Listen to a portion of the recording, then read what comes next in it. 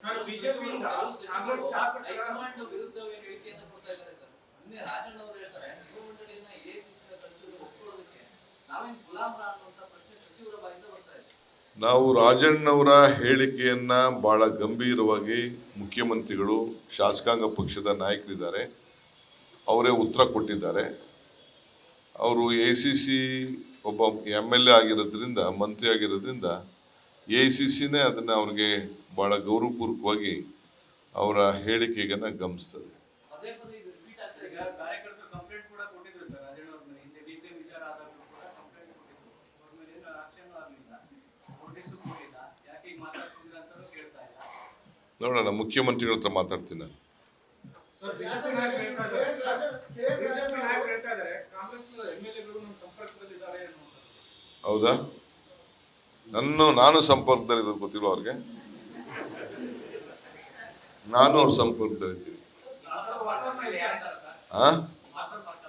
ಅಲ್ಲ ಹೇಳಿದ್ ನಾನು, ಅವರು ನಾನು ಸಂಪರ್ಕ ಅನ್ಬಿಟ್ಬಿಟ್ಟಿದ್ದಾರೆ ಅವರು. ನಾವು ಪಟ್ಟಿ ಹೇಳ್ಬೇಕಾ ಬೇಡ? ಈಗ ಸಲೀಂ ನೀವು ಸಂಪರ್ಕದಲ್ಲಿಲ್ವಾ?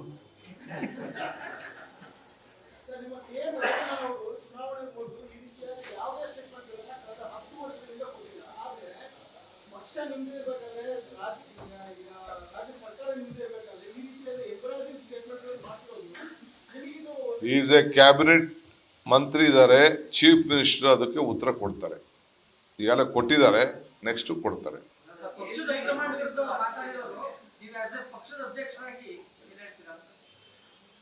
ನನ್ನ ರಾಷ್ಟ್ರೀಯ ಕಾಂಗ್ರೆಸ್ ಅಧ್ಯಕ್ಷರು ಇದನ್ನೆಲ್ಲ ಗಮನಿಸಿದ್ದಾರೆ. ಇಷ್ಟು ಮಾತ್ರ ಹೇಳಲಿಕ್ಕೆ ಬಯಸಿ.